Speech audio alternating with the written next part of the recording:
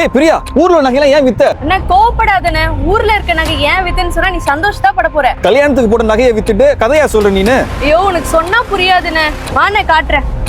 இத பாருங்க, 3 கோடி ரூபாய் செலவு பண்ணி ஜாம்னு நகை போட்டு கல்யாணம் பண்ணீங்கல்ல, இதுல வெறும் 1.5 கோடி ரூபாய்க்கு இவ்வளவு பெரிய வீட்டை நான் வாங்கியிருக்கேன். சரி, வீடெல்லாம் நல்லா தான் இருக்கு, வேற என்னென்னலாம் இருக்கு இங்க?